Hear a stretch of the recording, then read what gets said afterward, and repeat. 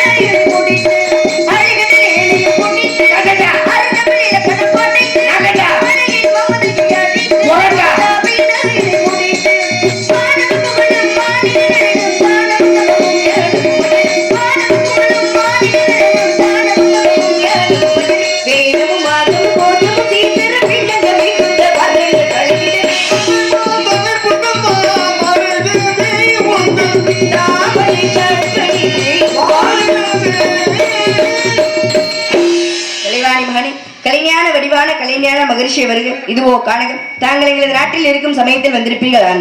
சகலமும் போற்றி விதத்தில் கோலாகலத்துடன் வரவேற்பு கொடுத்திருப்போம். காடு நாடி வந்த காரணத்தினால் நாங்கள் கொடுத்த வரவேற்பினை ஏற்றுக்கொண்டு எமது நாடு நாட்டில் உள்ள அனைவரும் முடிவாழ குடிவாழ கொடிவாழ அவர்களுடன் சேர்ந்து நானும் நலமாகவும் வளமாக வாழ ஆசீர்வதிக்க வேண்டும். சுவாமி வருக. ஆமா நல்ல ஆசைகள் பல. நீ வாப்பா. சாமி என்ன அப்படி அப்புறம் என்ன போச்சு? கஜா புயல தப்பிச்சிருச்சு, கொரோனாலையும் தப்பிச்சிருச்சு. நல்லா இருப்பீங்க. போகும்போது கூட்டிட்டு போயிருங்க. ஏண்டா முடியல, மக்கள் யாரால முடியல? ஒண்ணு முடியல மாப்பிள்ள. எங்க விருப்பம் என்னன்னாயா, ஐயப்ப பக்தி பாடல்கள் இருக்கு, மாரியம்மன் பக்தி பாடல் இருக்கு, முருகன் பக்தி பாடல் இருக்கு, விநாயகர் பக்தி பாடல் இருக்கு. ஆனா நாரதர் பக்தி பாடல் இருக்கு பாத்தியா, அதான் நல்லா இருக்கு. அப்படியா? ரெண்டு பாட்டு பாட சொல்லியா அந்த பிள்ளைய? அந்த மனுஷன் டீ வாங்கி கொடுக்குற மனுஷன் ஆடக்கானா? அதனாலதான் விரட்டிட்டீங்க.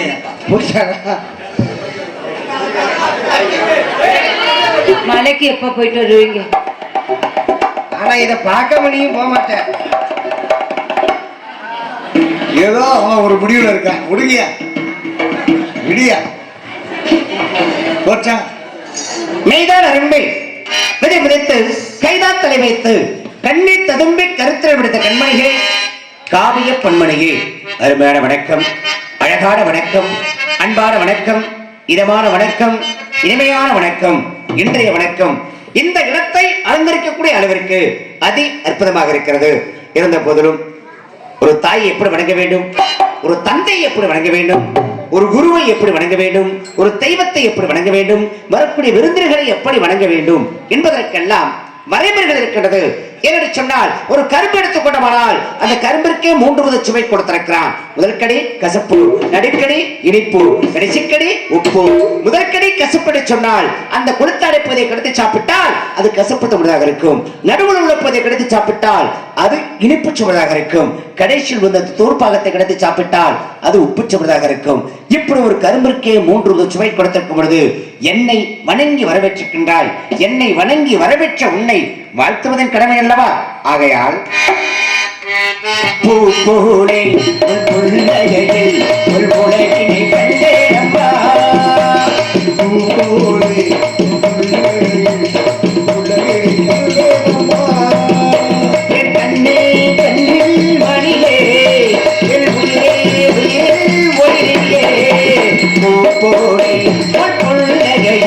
உள்வுலகினை கண்டேனம்மா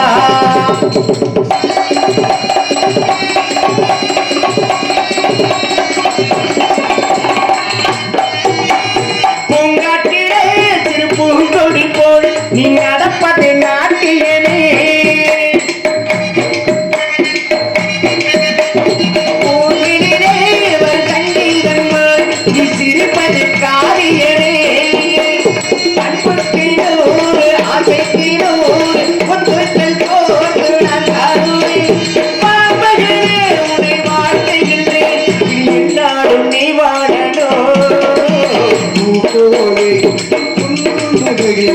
உலகில் கல்தேனம்மா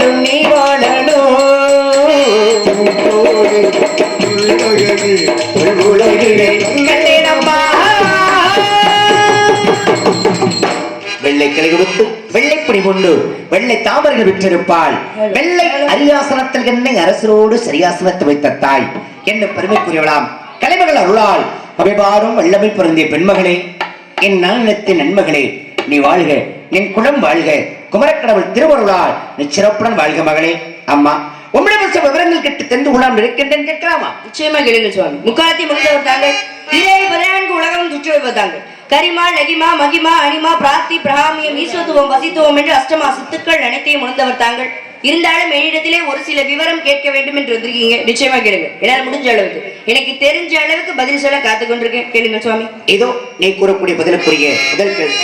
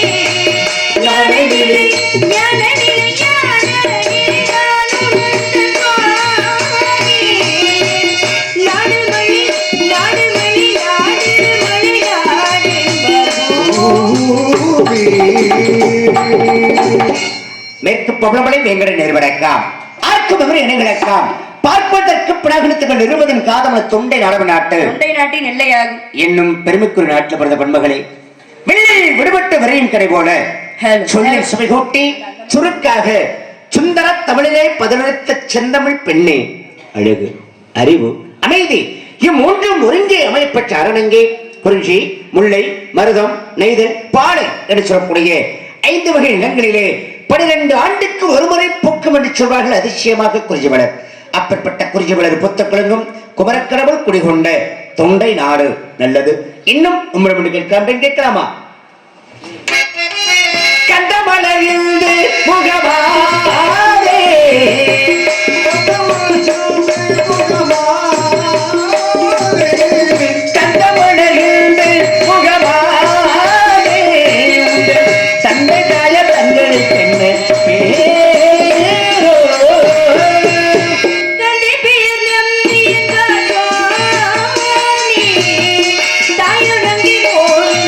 சுவாமி ராஜராஜன், தாயார் பெயர் நங்கை மோகினி, உம்முடைய பேர் வள்ளி, உடன் பிறந்தார். உடன் பிறவாதவர் 7 இங்க பேர். எதற்காக வந்திருக்கின்றீர்கள்? காவலுக்கு வந்திருக்கேன். என்ன காவல்? திணை காவல். என்ன திணை? கருந்தனை சந்தனை. கருணையா இருக்கு, சந்திரையா இருக்கு. கருந்தனை வந்து எங்களுக்கு, செந்தினை செந்தில் வடிவேலனுக்கு. காவலுக்கு வந்து காவலை எப்படி பாத்துட்டு இருக்கீங்க? கண்ணுங்கருத்துமா பாத்துட்டு இருக்காங்க. ஏன் கண்ணுங்கருத்துமா பாக்கணும்? அப்பா அப்படிதானே சொல்லி அனுப்புனாரு. அறுக்கிற நீங்க வந்து அறுத்துட்டு போயிடலாம்ல. என்னது? இந்த அறுவடை பண்ற அன்னைக்கு வந்து அறுத்துட்டு போயிடலாமே, அதுக்கு போய் எதுக்கு காவல் பார்க்கணும்? காவல் பார்க்கணும் என்பது எங்களோட குல வழக்கம். அதனால காவல் பார்த்துட்டு இருக்கோம். ஓஹோ, உங்க குல வழக்கம். ஆமாங்க. உங்க குல வழக்கப்படி திருமணம் எப்படி நடக்கும்? திருமணம் திருமணம் மாதிரி தான் நடக்கும். திருமணம் எப்படி நடக்குன்னா, உங்க குல வழக்கப்படி எப்படி நடக்கும்? இதுவரை வந்து யாரும் வந்து சரியா திருமணம் எல்லாருமே கூட்டிட்டு ஓடி தான் போயிருக்காங்க. அப்படி சொல்லுங்க. ஆமா, அதான் எதிர்பார்க்கறீங்க. ஏன்னா உங்க குல வழக்கப்படி திருமணம் யாரும் கூட்டிட்டு போயிருவாங்க அப்படின்னீங்க. சரி, அப்படி நீங்க எதுக்கு வந்திருக்கீங்க? காவலுக்கு வந்திருக்கேன். மறைக்கிறீங்களே என்ன சாமி? குல வழக்கப்படி காவலுக்கு வந்திருக்கீங்க. சரியா? இப்ப சில விஷயங்கள் இருக்கு. இப்ப செடிகள் அப்படின்னு எடுத்துக்கிறோமே. சரி, செடிகள் அப்படின்னு எடுத்துக்கிட்டோம்னா எல்லா செடியும் அதாவது வாட்டுக்கு அப்படி அப்படியேதான் இருக்கும். சரி, இந்த தொட்டாச்சிங்கிற ஒரு செடி இருக்கு. சரி, இந்த செடி என்ன பண்ணும்? அது தொட்டாலே போதுங்க, சுருங்கி போயிடும். அப்ப செடிகள் அப்படிங்கிற தன்மை, அந்த தன்மை எடுத்து பார்க்கும் பொழுது, செடிகளுடைய வழக்கப்படி பார்க்கும் பொழுது எல்லா செடியும் அதுவா இருக்கிற மாதிரி அது பாட்டுக்கு அப்படியே இருக்கலாம் இல்லையா? ஆனா இது மட்டும் எப்படி என்னாக சுருங்கி போயிடும். இப்ப தாசி குளத்துலதான் பிறந்தா மாதவியாகப்பட்டவன். எங்க பிறந்தா? தாசி குளத்துல. அந்த மாதவியாகப்பட்ட தாசி தொழிலை செய்தாளா? கிடையாது, கிடையாது. கோவலன் ஒருவனையே நினைத்து, தனி சிறப்பு, கோவலன் ஒருவனையே கடவுளாக வலித்து ஒரு குழந்தையை பெற்றெடுத்தார், பெண் குழந்தை. அப்ப அந்த அவ அந்த குலத்தொழிலை செய்யல. அதே மாதிரி பழங்கள் அப்படின்னு எடுத்துக்கிறோமே, எல்லா பழங்களுக்கும் விதை எங்க இருக்கும்? உள்ளதா இருக்கும். முந்திரி பழம்னு ஒரு பழம் இருக்கு. அந்த பழத்துக்கு பாருங்க, விதை எங்க இருக்கும்? வெளியில இருக்கும். யார் படைச்சது? அது முருகப்பெருமான். ஏன் படைக்கிற வேலையை யார் பார்க்கணும்? எங்க அப்பா படைக்கணும். உங்க அப்பா பேர் என்ன? உங்க அப்பா என்ன? பிரம்மா. பிரம்மா. அவர் தான் படைக்கிற வேலையை பார்த்தாரு. ஆமா. அப்புறம் ஏன் முருகர் பார்த்தாரு? அவர் பிரம்மத்துக்கு பொருள் கேட்டாரு. இவர் சொல்லல. சொல்லலையா? தெரியலையா? தெரியாம ஒண்ணு இல்லைங்க, சொல்லல. சொல்லாம வந்து இந்த சின்ன பையன்கிட்டலாம் சொல்லணுமா அப்படின்ற ஒரு மண்டகனம் கிடையாது. சிற்றின்பத்தை பத்தி ஒரு குழந்தை கிட்ட சொல்வதா அப்படின்னு சொல்லி மறைச்சாரு. ஆனா இந்த முந்திரி கொட்டை என்ன பண்ணுச்சு? முந்திக்கிட்டு அதுக்குதான் கேள்வி கேட்க தெரியும் கேட்டுச்சு. என்ன கேட்டுச்சு? பிரணவத்தோட பொருள் என்னன்னு கேட்டுச்சு. சிற்றின்பத்தை பத்தி சொல்லக்கூடாதே அப்படின்னு சொல்லி மறைச்சாரு. இல்லப்பா தெரியலன்னு சொன்னாரு. தெரியலன்னு சொன்ன முருகர் என்ன பண்ணாரா? தெரியலையா அப்படின்னு சொல்லி மண்டையில கொட்டி சிறையில அடைச்சிட்டாரு. சிறையில அடைச்சு அவர் படைக்கிற தொழில பார்த்தாரு. இந்த படைக்கிற தொழில பார்க்கும் போது நீங்க சொன்னீங்க இல்லையா, எல்லா பழத்துக்குள்ளையும் தான் கொட்டை இருக்கும். கொட்டைக்குள்ள வெளியில வந்து கொட்டை இருக்குது, பழத்துக்கு வெளியில கொட்டை இருக்கு அப்படின்னா அவர் படைச்சதுலதான் அப்படி. இப்ப படைச்சது எல்லாத்தையுமே வந்து தலைகீழாக படைச்சது யாரு அப்படின்னா முருகப்பெருமான். திருநங்கையை படைச்சது யாரு? ஒண்ணு ஆணா படைக்கணும், இல்ல பெண்ணா படைக்கணும். ஆணும் பெண்ணு இல்லாம சரிசமா படைச்சது யாரு அப்படின்னா அதையும் முருகப்பெருமான் தான் படைச்சாரு. எல்லா காயுமே வந்து பூமியை நோக்கி இருக்கும். ஆனா இவர் படைச்ச காய பாருங்களேன், வானத்தை பார்த்து இருக்கு. வெண்டைக்காய், அதுக்கப்புறம் கொத்தவரங்காய். இதெல்லாம் யார் படைச்சது அப்படின்னா முருகப்பெருமான் படைச்சாரு. பிரம்மன் சொன்னீங்க இல்லைங்க, பிரம்மன் தானே உங்க அப்பா? ஆமா. கேள்வி கேட்டு முடிச்சிட்டீங்களா? நான் கேட்கலாம. பேச விட்டு ஒருத்தவங்க பேசணும். ஒன்னும் பிரச்சனை, நமக்கு தான் பேச தெரியும் அப்படின்னு பேசக்கூடாது.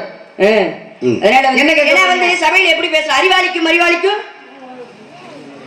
ஏன்னா அறிவாளிக்கும் அறிவாளிக்கும் அறிவாளிக்கும் எத்தனை 3 பாதம்? முட்டாளுக்கு அறிவாளிக்கு 2 பாதம். முட்டாளுக்கு முட்டாளுக்கு ஒரே பாதம்.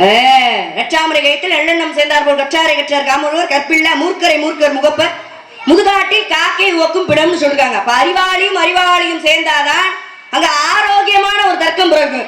முட்டாளும் முட்டாளும் சேர்ந்தான்னு வச்சுக்கோங்களேன், அது எப்படி இருக்கு? இருக்கிற உட்காந்துருக்கு எல்லாரையும் குழப்பி விடுற மாதிரி இருக்கு. முட்டாள அறிவாளியை சந்திச்சாங்கன்னு வச்சுக்கோங்க, பேசினாங்கன்னு வச்சுக்கோங்க, ஒண்ணுக்கு எல்லாமே தெரியும். இது ஒரு அறகுறை. இதுகிட்ட பேசணும்னு வச்சுக்கோங்க, எல்லாத்தையுமே பாதி பாதியை பேசி நம்மளையும் குழப்பி விட்டுரும். அதனால வந்து அப்படி இருக்கவங்க பேசக்கூடாது. நீங்க அறிவாளியா எனக்கு தெரியுறீங்க, அதனால வந்து உங்ககிட்ட சில விவரம், கேள்விலாம் கிடையாது. சரி கேள்வி கேட்கணும் அப்படின்னா இந்த விவரத்தை சொல்லுங்க, அதுக்கப்புறம் கேள்வி கேட்கிறேன். கையில என்ன சொல்றீங்க? சிப்ளா கட்ட யாரு கொடுத்தது? எங்க பாட்டி ருக்மணி கொடுத்தது. எதுக்காக கொடுத்தாங்க? ஐயா நீங்க எந்திரிச்சு போங்க ஐயா, எதுவும் நடக்கல, நீங்க வந்து ஏன் கொளுத்தி விடுறதுக்கு? இது ஒரு பொழப்பா நம்பிக்கை நம்பிக்கை இல்ல, நம்பிக்கைங்கிற தப்பு இல்ல, சண்டை எழுத்துற தப்பு இல்ல. இங்க வாங்க, கையில எதுக்காக சத்த கால கட்ட வச்சிருக்கீங்க? ஏன்னா தாள நிர்ணயம் வரணும் அப்படிங்கிற காரணத்துக்காக வந்து உங்க கையில கொடுத்து விட்டுருக்காங்க. ஆமா. இவ்வளவு பெரிய ஆளு கையில தாளம் போடுறது. தாளம் வந்து போச்சு அப்படின்னா உயிர் போனதுக்கு சமமா. இப்ப தாளம் போகாம பாட்டு பாடணும், அதுக்காக தாளத்தை கையில வச்சிருக்கீங்க. ஆனா 3 வயசு குழந்தை ஒண்ணு கையிலேயே தாளம் போட்டுட்டு பாடிச்சு. அது எந்த குழந்தை, யாரு? அந்த குழந்தைக்கு கையில தாளத்தை கொடுத்தது யாரு? அந்த தாளம் என்ன தாளம் சொல்லுங்க. நாராயணா. என்ன நாராயணா? இன்னும் ஆரம்பிக்கவே இல்லையே, பெருமிச்சு விடுறீரு. நீ சொல்லலைன்னா போங்க, நான் பாத்துக்கிறேன். சொல்லுங்க. அந்த குழந்தை யாரு? யாரு யாரு யாருன்னு என்கிட்ட கேட்டா இதானே யாருன்னு கேட்டீங்க. இந்த குழந்தை யாரு அப்படின்னா ஞான சம்பந்தராகப்பட்டவன். அது என்ன தாளம்? தங்கம். தங்க தாளத்துல சத்தம் வருமா? வராது. அப்புறம் ஏன் கொடுத்தாங்க? யாரோட செயல்னால? அன்னை ஆதி பராசக்தி. நம்ம எல்லாம் நினைச்சா தங்க தாளத்துல பொதுவாக தங்க தாளத்துல சத்தமே வராது. ஆனா தாளம் வர வைத்தது யாரு அப்படின்னா மீனாட்சி. அந்த மீனாட்சி அமுது விட்டினாள் அல்லவா? வந்து திருஞான சம்பந்தம் இருக்குதா? எத்தனை வயசுல? அரியா பருவம். எத்தனை வயசுலங்க? 5 வயசு. 3 வயசுல வாங்கலு இருக்கட்டு. இது என்னது? இது யாழ். யாழ் எத்தனை வகைப்படும்? 4 வகை. என்னென்ன யாழ்? செங்கோட்டியால், சதுரட்டியால், மகதியால், பானையால். 4 யாழ். இத போய் எங்க வாங்குனீங்க? இது எங்க அம்மா கொடுத்தது. எங்க போய் வாங்குனீங்கன்னு கேட்டேன். இலங்கையில. இலங்கையில போய் வாங்குனீங்க. எந்த இடத்துல? யாழ்ப்பாணம். யாழ்ப்பாணம். இதுக்கு வாங்குனதுக்கு அப்புறம் யாழ்ப்பாணம் என்ற பேர் இருந்துச்சு, அதுக்கு முன்னாடி இருந்துச்சு? இல்ல, அதுக்கப்புறம் தான். அதுக்கப்புறம் தான் யாழ்ப்பாணம். யாழ் வாங்குனதுக்கு அப்புறம் யாழ்ப்பாணம் வந்துச்சு. புராணங்கள் எத்தனைங்க? 18 புராணங்கள் நீங்க வரீங்களா? கிடையாது. எந்த புராணத்துல வரல? பிரம்ம வைவர்த புராணம் என்று சொல்ற ஒரு புராணம் இருக்கு. எந்த புராணம்? பிரம்ம வைவர்த புராணம் அப்படின்னு தெளிவா சொல்லணும். பிரம்ம வைவர்த புராணம். அந்த புராணத்துல நீங்க வரல. ஒரு கருட புராணம். கருட புராணத்துல 2 புராணத்துல வரல. நான் 18 புராணத்தை சொல்லவா? அதுல வருதா என்ன பாக்குறீங்களா? சொல்லவா? வரவான்னு கேக்கல. எந்த புராணத்துல நீங்க வரவே? சாப்பிட்டா சாப்பிட்டேன், சாப்பிடல. இந்த சட்ட சொல்றாரு ஏன்ட்ட பொட்டி நொறுக்கி விடுவேன். கேட்ட கேள்வி முடிவு 18 புராணத்தையும் நான் பேசுவேன்.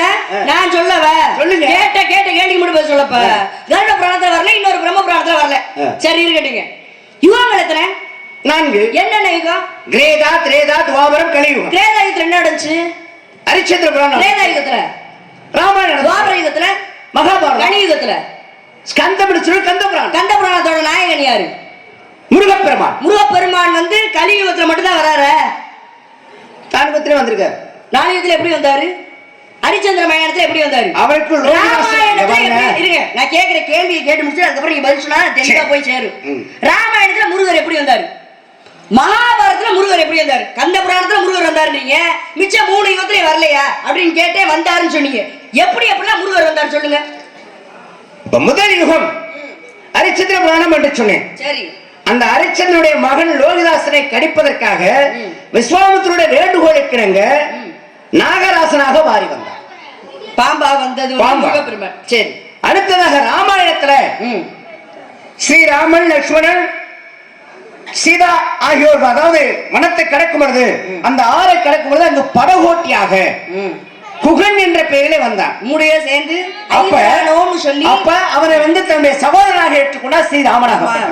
அப்ப அங்க குகனாக வந்தார் முருகன். அதே மாதிரி மகாபாரதம் துவாபர யுகத்துல சிகண்டினி முன்னிறுத்து ஏன்னா பீஷ்மாச்சாரியரை கபிஷ்க வேண்டும். அப்ப சிகண்டி என்று சொல்லக்கூடிய மாலையாக மாறி வந்தார். யாரு? முருகப்பெருமான். அப்ப 4 யுகத்திலுமே முருகர் வந்திருக்காரு. இப்ப 17,28,000,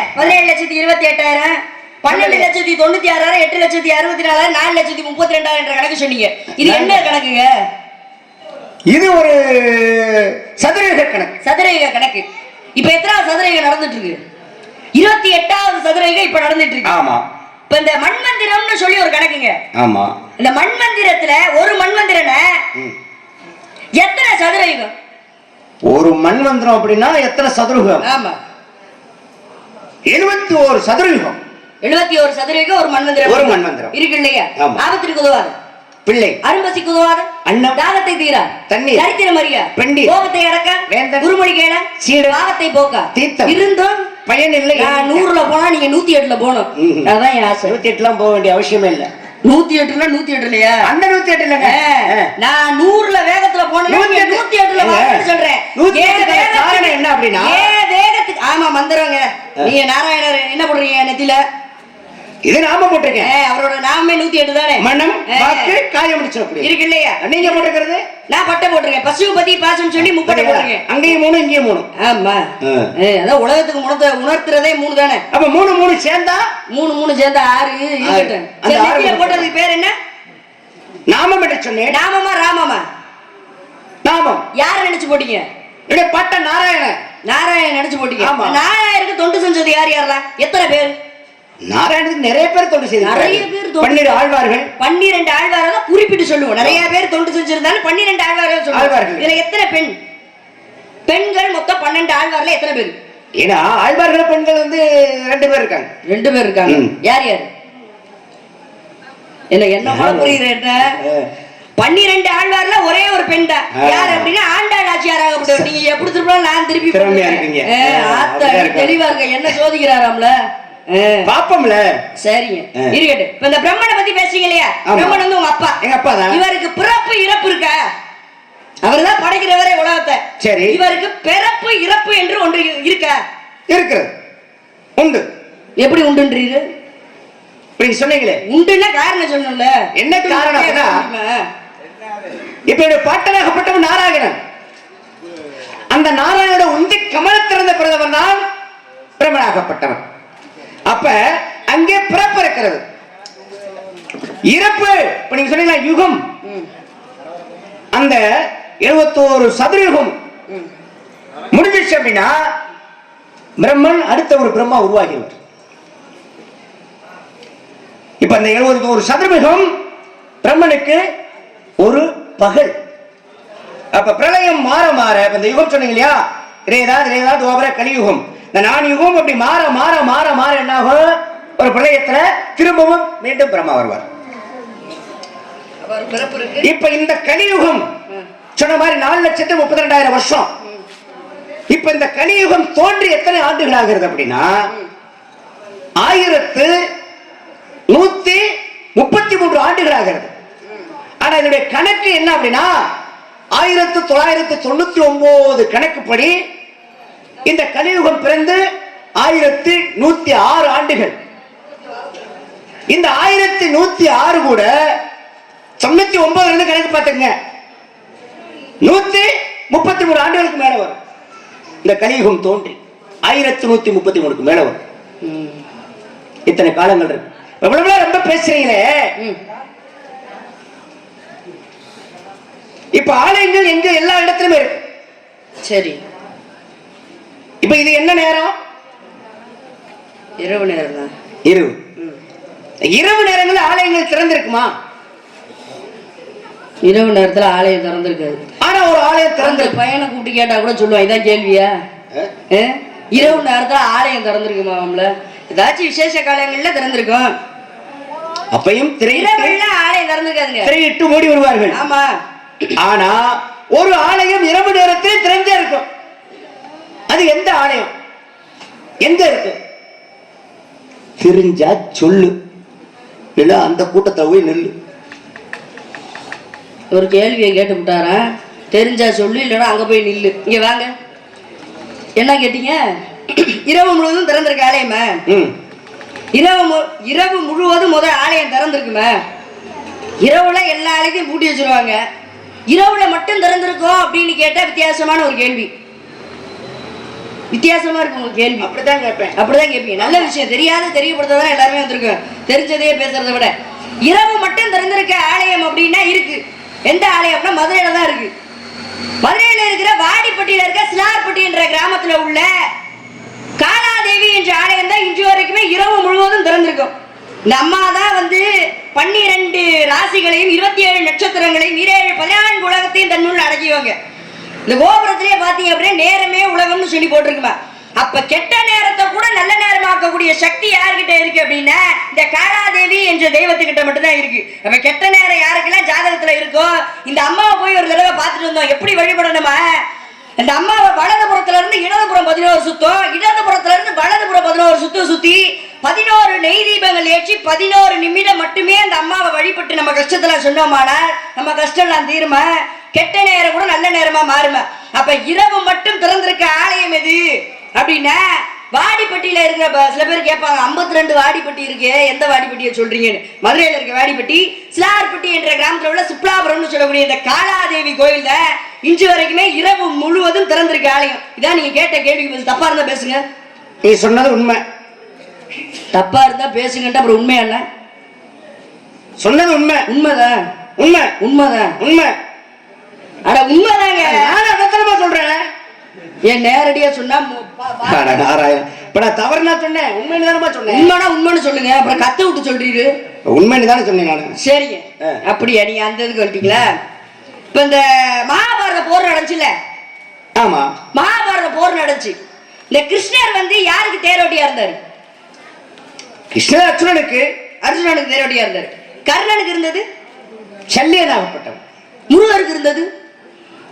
இது கொஞ்சம் யோசிக்க வேண்டிய விஷயம். யோசிங்க, யோசிச்சு சொல்லுங்க, நேரம் கொடுக்குறோம். முருகனுக்கு தேர்ச்சாரது யாரு அப்படின்னா வாயு பகவான் ஆகப்பட்டவன். வாயு பகவான் தான் தேர்ச்சாரதியாக இருந்தார். இதுதான் அதற்குரிய காரணம். யாருக்கு வந்து தேர்ச்சாரதியா இருந்தது? முருகப்பெருமானுக்கு. சரி, இந்த பழனியில வந்து முருகர் எப்படிங்க எந்த திசையை நோக்கி இருப்பாரு? பழனியில மேற்கு திசையை நோக்கி இருப்பாரு. மேற்கு திசையை நோக்கி பழனியில முருகப்பெருமான் இருப்பாரு. ஆமா, அதே மாதிரி மேற்கு திசையை நோக்கியே முருகப்பெருமான் ஒரு இடத்துல இருக்காரு. எந்த ஆலயத்துல எங்க இருக்காரு சொல்லுங்க?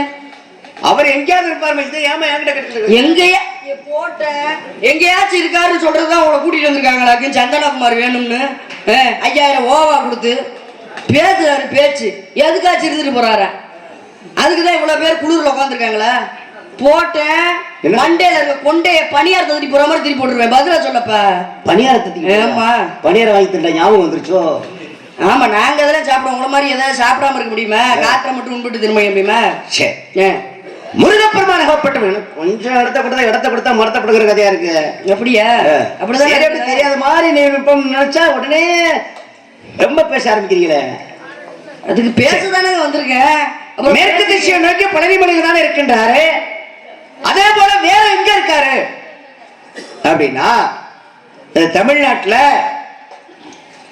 ஈரோடு மாவட்டத்துல கோபிச்செட்டிப்பாளையம் அப்படிங்கிற ஒரு ஊர் இருக்கு. அந்த கோபிச்செட்டிப்பாளையத்துல பச்சை மலை அப்படிங்கிற ஒரு மலை இருக்கிறது. அந்த பச்சை மலையில் இருக்கக்கூடிய முருகப்பெருமானாகப்பட்டவன் பழனி மலையில் எப்படி மேற்கு திசையை நோக்கி இருக்கின்றாரோ அதை போன்று அங்கிருக்கக்கூடிய முருகப்பெருமானும் மேற்கு திசையை நோக்கி இருக்கின்றார். பழனி மலைக்கு பக்கத்துல எப்படி இடும்பன் மலை இருக்கின்றதோ அதை போன்று இந்த பச்சை மலைக்கு பக்கத்துல பவளமலை அப்படிங்கிற ஒரு மலை இருக்கிறது. அந்த பவளமலையில வந்து முருகப்பெருமான் கிழக்கு நோக்கி இருக்கிறார். ஆனா இந்த பச்சை மலையில பழனி மலையில எப்படி முருகன் இருக்கின்றாரோ அதை போன்று மேற்கு நோக்கி இருக்கின்றார். அங்க ஸ்தல விருட்சமாக இருக்கக்கூடிய ஸ்தல விருட்சம் தான் இந்த பச்சை மலையிலும் இருக்கின்றது. இதுதான் அதற்குரிய காரணம். உண்மையை ஒத்துக்கங்க, இல்ல மறுத்து பேசுங்க. தப்பு இல்ல, தப்பு இல்ல, தப்பு இல்ல, தப்பு இல்ல, தப்பு இல்ல. அதான் தப்பு இல்லதான். தப்பு இல்ல, தப்பு இல்லன்னு தான் சொல்றேன். எங்க நோக்கி மேற்கு நோக்கி எங்க இருக்காரு முருகரு? தானங்க சொன்னேன். சொல்லுங்க, இன்னொரு வாட்டி சொல்லுங்க, மறந்துட்டீங்களா? கோபிச்செட்டிப்பாளையத்துல ஈரோடு மாவட்டத்துல பச்சைமலை என்று சொல்லக்கூடிய இடத்துல இருக்கக்கூடிய முருகப்பெருமான் மேற்கு நோக்கி பழனியில இருக்க மாதிரியே இருக்காரு. பரவாயில்லைங்க, எது கேட்டாலும் சொல்றீங்க. அவங்க அங்க இருக்கிறது இருக்கட்டும், வந்த விஷயத்த சொல்லுங்க. வந்த விஷயத்துக்கு நான் போக மாட்டேன். நேரம் ஆயிடுச்சு. அவரை 4 மணிக்கெல்லாம் விடணும்னு இப்படியே இருக்காரு. இருக்கட்டும். இப்ப தலையை மட்டும் உடம்பு இல்லாம வெறும் தலையை மட்டும் வைத்து வணங்கக்கூடிய ஆலயம் எங்க இருக்கு? கேக்குறதெல்லாம் அப்படி ஏடா உடமே கேட்டேன். அப்படிதான் கேட்பேன். சம்பளம் மட்டும் கேட்க தெரியுதா? 10,000 ரூபாவா? ஆத்தாடி, நான் 10,000 கேக்குறேன். அப்படித்தானே எனக்கு தெரியுது. எப்படி பேர் 10,000 கேக்குறேன்னு இவங்க கிட்ட என்ன அடி வாங்க கூட. கேக்குற கேள்வி எல்லாம் இரவுல மட்டும் திறந்திருக்க கோயில், தலையை மட்டும் வச்சு வழிபடக்கூடிய ஆலயம். ஏங்க நீங்க முருகப்பெருமான் படைச்சார் மட்டும் வித்தியாசமா இருந்துச்சு வேகமா சொன்னீங்கல்ல, அப்படி ஒரு வித்தியாசத்தை தான் நான் கேட்கிறேன். தலையை மட்டும் வைத்து தலையை மட்டும் வணங்கக்கூடிய ஆலயம் எங்க இருக்குது? வச்சு வணங்குறது இருக்கு. எங்க அப்படின்னா மகாபாரதத்துல குருஷேத்திர போர் நடந்துச்சுல, இந்த குருஷேத்திர போர்ல பாண்டவர்களும் கௌரவர்களும் தான் போரே. இப்ப இந்த பாண்டவர்கள் அர்ஜுனன் ஜெயிக்கணும் அப்படின்னா ஒரு பலி கொடுக்கணும்னு சொல்லிட்டாங்க. காளிக்கு ஒரு பலி கொடுக்கணும்.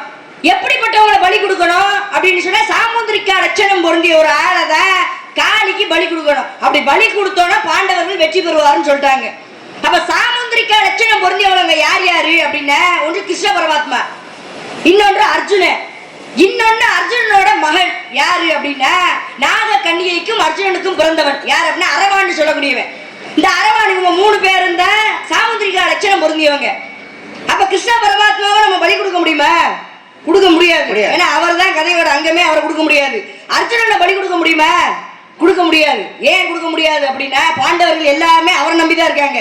அவ்வளவு பெரிய பலசாலி, அதனால அர்ஜுனனை பலி கொடுக்க முடியாது. அவ யார பலி கொடுக்கலாம் அப்படின்னும் போது அரவான் முன்னாடி வர என்ன பலி கொடுங்க, ஆனா எனக்கு 3 கோரிக்கை இருக்கு அப்படின்னு சொல்றான். கிருஷ்ணன் கிட்ட கேட்கிறாரு, என்னென்ன கோரிக்கைப்பா சொல்லுப்பா அப்படின்னு சொல்லி கேட்க, இந்த முழு பாரத யுத்தத்தையும் நான் பார்க்க வேணும் அப்படின்னு சொல்லி கேட்கிறேன். இவனை பலி கொடுத்தாதான் போரே தொடங்கும். ஆனா இவன் கேட்கறது என்ன கேட்கிறான் அப்படின்னா, முழு பாரத யுத்தத்தையுமே நான் பார்க்க வேணும், இன்னொன்னு எனக்கு கல்யாணம் நடக்கணும்ன்ற. ஏண்டா கல்யாணம் பண்ணோடனே சாக போறேன்னு சொன்னவன எவனாச்சும் கல்யாணம் பண்ணிப்பாங்களா? என்னடா பேசுற, எனக்கு கல்யாணம் நடக்கணும். இன்னொன்னு என்ன கேட்கிறேன் அப்படின்னா, என்னோட உயிர் தியாகத்தை இந்த உலகமே வந்து பேசணும் அப்படின்னு சொல்றான். சரிப்பா அப்படின்னு சொல்லிட்டு என்ன பண்றாங்க அப்படின்னா 32 கூறுகளாக இவனை வெட்டி போடுறாங்க. யார? அரவான வெட்டி காளிக்கு பலி கொடுக்குறாங்க. தலை மட்டும் போய் தனியா விழுந்துச்சு. இந்த தலை மட்டுமே முழு பாரத யுத்தத்தையும் பார்த்ததாக மகாபாரதம் சொல்லப்படுது.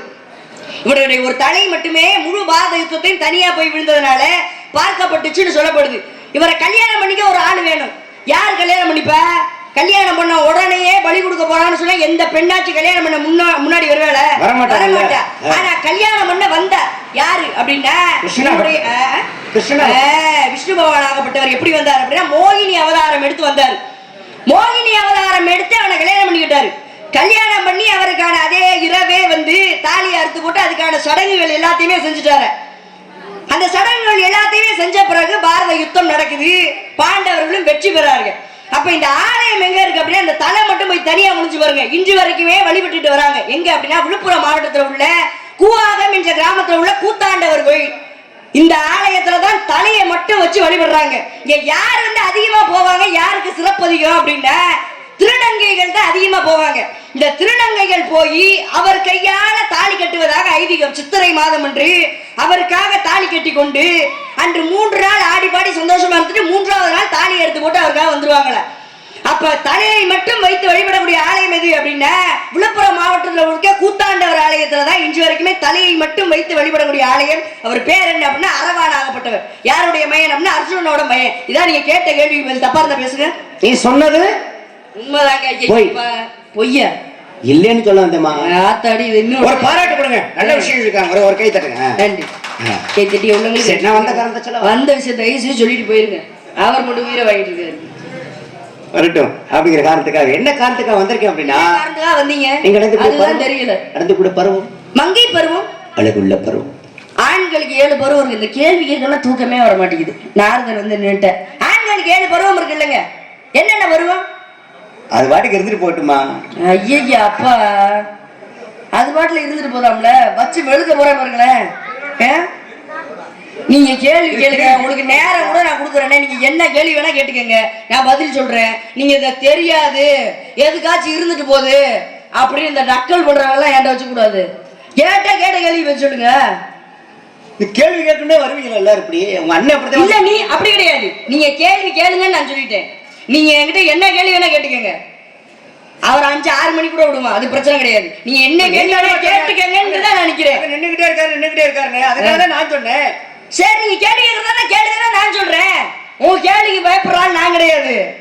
நீங்க கேள்வியை கேளுங்கன்னு தான் நான் சொல்றேன். சரி, கேள்விக்கு பயப்படுறாள் நீங்க சொன்னீங்கல்ல. ஆமா. மதுரை ஆளக்கூடிய தெய்வம் மதுரை மீனாட்சி ஆகப்பட்டவள் தான். அவளோட நிறம் பச்சை நிறம். அதே போன்று இன்னொரு தெய்வத்துக்கு பச்சை நிறம் இருக்கு. அது யாருக்கு? எங்க எங்க சொல்லு பாப்பா. பெண் தெய்வத்துக்கு எப்படி கேக்குற கேள்வியை முதல்ல தெளிவா கேளுங்க. அதே தெய்வம் தான். அதே தெய்வம் மீனாட்சியா? மீனாட்சி இல்ல, வேற.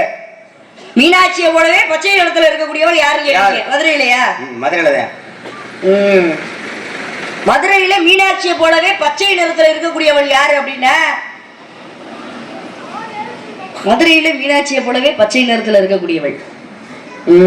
அங்க மதுரையின் பதியிலே வந்து என்னாச்சா, வெள்ளத்தினால மதுரையே முழுகப்பட்டுச்சா. அப்படி முழுகப்படும் போது மீனாட்சி ஆகப்பட்டு சொக்கநாதர்கிட்ட போய் கேட்கிறா, ஐயா எனக்கு எல்லையே தெரியல, மதுரையோட எல்லையை காட்டுங்கன்னு சொல்லி மீனாட்சி ஆகப்பட்டு போய் கேட்கிற.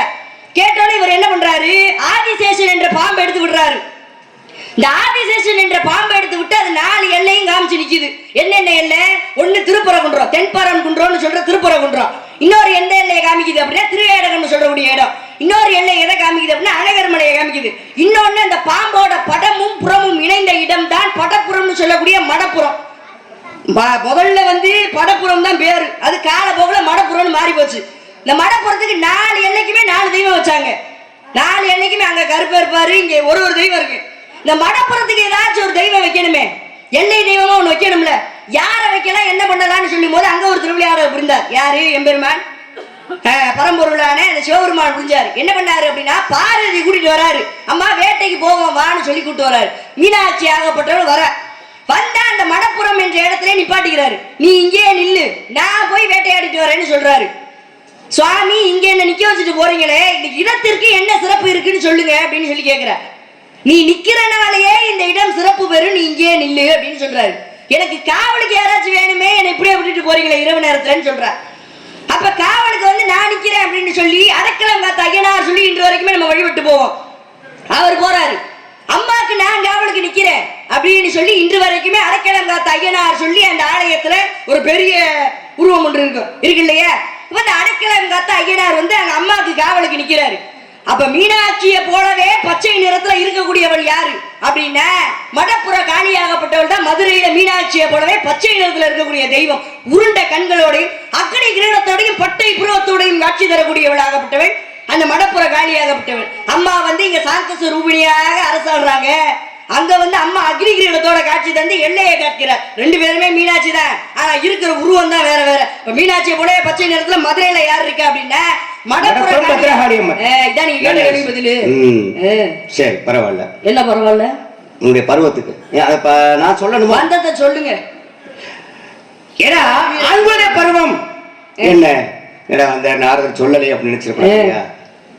இல்ல அவர் விடக்கூடாதுன்ற, நாரத விடாதீங்கன்ற. நான் விடிய விடிய நின்றுட்டு இருப்பேன், எனக்கு ஒன்றும் பிரச்சனை. சொன்னது அம்மா சொன்னது நீங்க, நான் வந்தேன். நம்மள உள்ள போங்கன்னு சொல்லாம இருக்கணும். இல்ல நீங்க என்ன சொன்னீங்க, நீங்க ஓட்டுன போது உள்ள போன்னு சொல்லாம இருக்கணும். அவர் தயாரா இருக்காரு, 4 மணிக்கு விடுங்கன்னு சொன்னாரு. நீங்க சொன்னீங்க. சரி இருக்கட்டுங்க. இந்த மாரியம்மன் இருக்காங்கல்ல, மாரியம்மனோட வரலாறு தெரியுமா? நீங்க மடப்புற காளியை வந்து எப்படி வந்தாங்கன்னு கேட்டீங்க. சரி, மாரியம்மனோட வரலாறு என்ன தெரியுமே? மாரியம்மனுடைய வரலாறு தெரியுமே?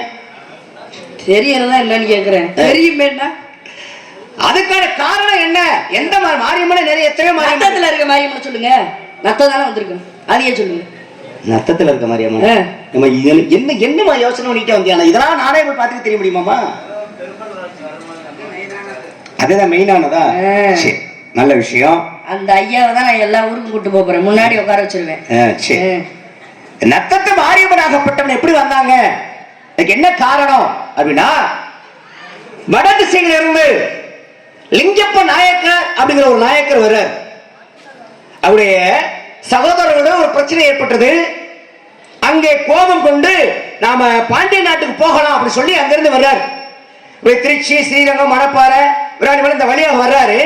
அப்படி வரும் பொழுது அற்புதமாக இயற்கை வளங்கள் நிறைந்த காடுகளாக இருக்கின்றது. அப்ப இந்த இடத்தை மதுரைக்கு நம்ம போக வேண்டாம் அப்படின்னு சொல்லி அந்த இடத்தை ஒரு தேர்ந்தெடுத்து, இங்க நம்ம இதுக்கு மேல நம்ம போக வேண்டாம் அப்படிங்கிற ஒரு எண்ணம் அவருக்கு ஏற்படுகிறது. அப்படி அந்த எண்ணம் ஏற்பட்ட உடனே அங்கேயே தங்கி இருந்து அந்த காடுகளை திருத்தி அங்கே சில ஒரு சிற்று ஊராக மாற்றுகிறார். அப்படி மாற்றி அங்கே அவரு அங்கே உள்ள மக்களுக்கு தொண்டுகள் செஞ்சு கொண்டிருக்கும் பொழுது இதை மதுரை ஆட்சி புரியக்கூடிய அந்த மன்னனாகப்பட்டவன் திருமல நாயக்கராகப்பட்டவர் அறிகின்றார். அப்படி அறிந்தவுடனே அந்த லிங்கப்ப நாயக்கரை, நீ இந்த இடத்திற்கு இரசை எடுக்கக்கூடிய ஒரு பெயரிட்டு இன்று இங்கே நீ சிற்றரசனாக இரு அப்படின்னு சொல்லி அவருக்கு அருள் கொடுக்கிறார். அதாவது அவருக்கு ஆட்சி பொறுப்பு கொடுக்க சிற்றரசனாக மாத்தினார். யாரு? திருமல நாயக்கர். அப்படி மாற்றிய பிறகு அந்த அரசவைக்கு பால் பொருட்கள் தேவைப்படுது. அங்கே பால் பத்தல. அப்ப பக்கத்துல இருந்து வெளியூர்ல இருந்து ஒருத்தரை பால் கொண்டு வர சொன்னாங்க. அவர் மாடுகள்ல இருந்து கறந்து பால் கொண்டுட்டு வர்றார். ஒரு நாள் போய் கொண்டுட்டு வரும்பொழுது அவர் அந்த வெயில் நேரத்துல வந்த அந்த களைப்பு ஏற்படுறது. அந்த பால்காரர் அந்த பணியாளர் வர்றாரு. அந்த களைப்புல என்ன பண்ண, ஒரு மரம் இருக்கின்றது, அந்த மரத்தடியில படுத்துறார். பாலை வச்சுட்டு படுத்துறார்.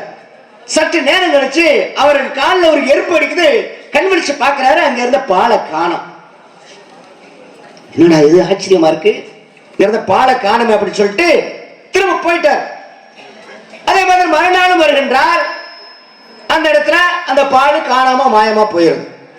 இப்படி ஒவ்வொரு நாளும் இந்த பிரச்சனை ஏற்படும் பொழுது பால் காணாம போற காரணத்தினால இந்த விஷயம் மன்னனுக்கு தெரியுது. ஏற்கனவே பால் பத்தாமத்தான் நாம வெளியூர் வந்து ஒரு பணியாளனை ஏற்படுத்தி பால் கொண்டு வர சொன்னோம். ஆனா இங்க பால் கிடைக்கலையே, இதுக்கு என்ன காரணம்? அவன் ஆளை கொண்டு வாங்க அப்படின்னு சொல்லி அந்த பணியாளரை காவலர்கள் கொண்டு வர சொன்னாங்க. அந்த பால்காரர் வந்தார். அவருக்கு பால் கொண்டு வரலையே அப்படின்னு சொல்லி இவருக்கு தக்க தண்டனை கொடுங்க அப்படின்னு சொல்லி அந்த லிங்கப்ப நாயக்கர் தண்டனை கொடுக்க ஆரம்பிச்சார். அப்பதான் அவர் சொல்றாரு, அந்த பால்காரு, மன்னா நீங்க எல்லாரும் நாளைக்கு வந்து பாருங்க, காவலர்கள் நீங்க எல்லாருமே வந்து பாருங்க, எப்படி இந்த பால் மறைகிறது என்று உங்களுக்கே புரியும் அப்படின்னு அவர் சொல்ல. சரி, அந்த பால்காரன் சொன்னதையும் கேட்போம் வாங்க அப்படின்னு சொல்லி மறுநாள் எல்லாரும் அதே இடத்துல மறைந்திருந்து பார்த்தார்கள். அப்படி பார்க்கும் பொழுது அங்கே மீண்டும் அதே ஒன்று பால் மறைந்து விடுகிறது. அப்பதான் அந்த லிங்கப்ப நாயகர் சொன்னாரு, இந்த இடத்துல பால் மறைகிறதுக்கான என்ன காரணம் அப்படி சொல்லி காவலர்கள் தோண்ட சொல்றார்.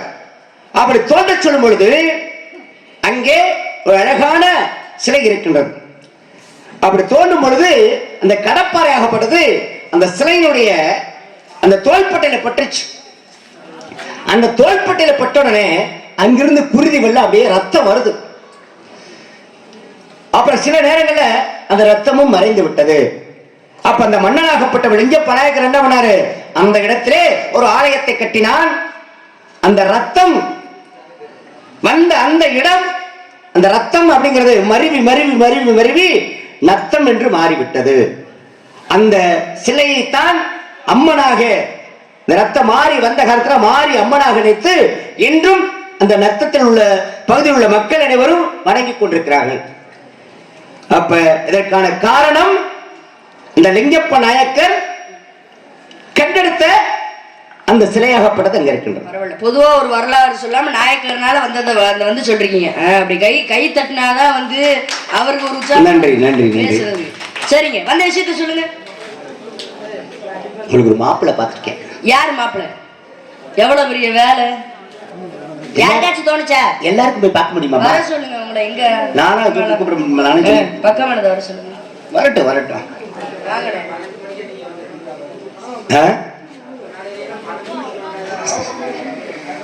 சரி, அவங்க நல்லா பேசுவாங்க. இருந்தாலும் அவங்க சொன்னது மாதிரி அவரை எனக்கு 4 மணிக்கு புதுசா வந்திருக்காரு இல்லையா, அவருக்கு வாய்ப்பு கொடுக்கணும். அவருக்கு ஒரு வாய்ப்பு கொடுக்கணும். எங்களை பத்தி அவங்கள பத்தியும் தெரியும், என்ன பத்தியும் தெரியும், உங்களுக்கு தெரியும். இருந்தாலும் வர்றவங்களுக்கு வழிவிடணும் அப்படிங்கிற காரணத்தினால மாப்பிள்ளை யாருன்னு சொல்லுங்க. மாப்பிள்ளை யாருன்னு சொல்லுங்க. புடிச்சா கட்டிக்க. பிடிக்கல கட்டிக்க மாட்டேன். சொல்றேன் கேளுமா. புடிச்சா கட்டிக்க, சரி இல்ல ஒட்டிக்க. இங்க பாருங்க, சொல்லுங்க மாப்பிள்ளை யாரு? ஒட்டிக்கோ கட்டிக்கோ. மாப்பிள்ளை யாருன்னு சொல்லுங்க. என்ன கடத்துல மாப்பிள்ளை யாருன்னு சொல்லுங்க. சொல்றேங்க. சொல்லுங்க. எவ்வளவு ஒரு ஆசை வேகம் இருக்கு. நான் பார்த்தேன் மாப்பிள்ளை யாரம்மா, இத நான் நிலமே போட்டு தெய்வம் தானம்மா.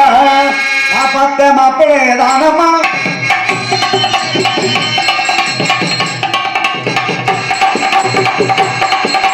கல்யாணம் செய்ய போற பாரமா, இருக்கின்ற சாதிதானம்மா. மடவர் வேணம்மா, திருச்செந்தூரிலே சுடமணி வேணம்மா. சாமி சாமி சாமி நம்ம சாமி, அவன் பேரு கந்தசாமி. கந்தசாமி இந்த சாமி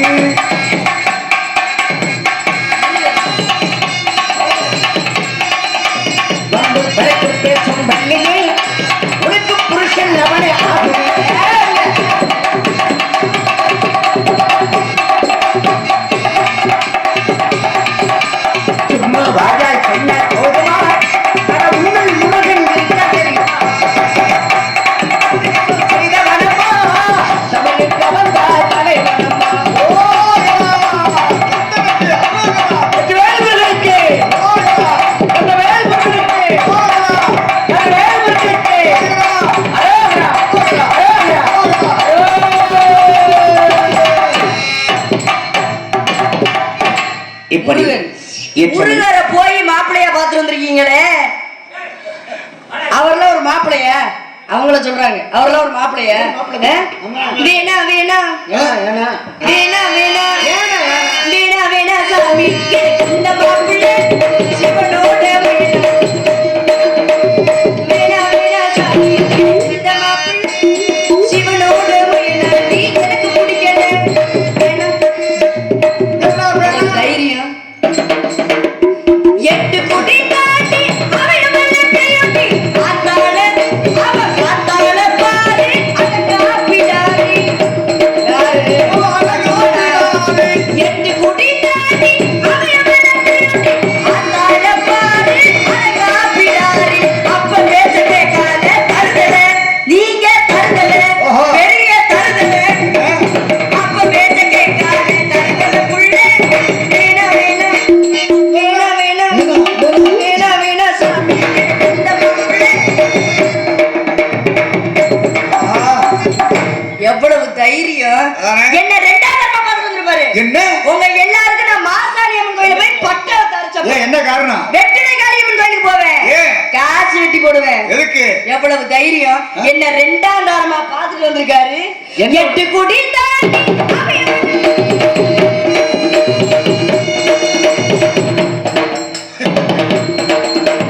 எட்டு குடி தாண்டி அவன் வெள்ளத்தையொட்டி ஆத்தாள பாரு அழகாப்பிடாரி. அப்ப பேச கேட்காத தருதல நீங்க தருதல பெரிய தருதல. வரல. அப்ப பேச கேட்காத புள்ள வேணா வேணா வேணா வேணா வேணா வேணா சாமி எனக்கு இந்த பொண்ணு சிவனோட முயலாட்டி எனக்கு பிடிக்கல. அந்த சிவனோட முயலாட்டி எனக்கு பிடிக்கல பிடிக்கல பிடிக்கல பிடிக்கல பிடிக்கல. அதனால மாப்பிள்ளை பிடிக்கல. வேற ஏதாச்சும் மாப்பிள்ளை இருந்தா பார்த்து சொல்லி, இந்த ஊர்ல ஏதாச்சும் மாப்பிள்ளை இருந்தா பார்த்து. வேற மாப்பிள்ள உன்னை யாரும் கட்ட முடியாதுமா. ஏன்? உனக்கு செவ்வாய், அந்த முருகனும் செவ்வாயில உற்பத்தியானவன். செவ்வாய் நறுமுதாய் பேங்கடமும் தின்பாய் நெய்தால் அல்லாது நிறைச்சு போயே அழகு என்று சொல்லி அமிர்தத்தை இட்டார் கடவுந்திருந்த கையாளுக்கு. நான் அப்பையாவே எடுத்துட்டு போறேன், எனக்கு வேண்டாம் முருகன். அது ஒரு குடும்பம். இருமா அது ஒரு குடும்பம். அந்த அப்பையை தூங்காம பண்ணது ஒரு ஆம்பளை தானே. வேண்டாங்க, பிடிக்கலங்க. ஏன் பிடிக்கல? அழுப்பாக இந்த அவஸ்தைக்கு நீ விடுத்து அவனை என்று சொல்லத்தை இருப்பட்டத்தை கொடுத்து சொல்லும் இடத்தை எனப்பா. நல்ல வேலை. ஒரு குழப்பா. கூட்டி கொண்டு போது உங்கள் போ, திருத்தி கூட்டிட்டு.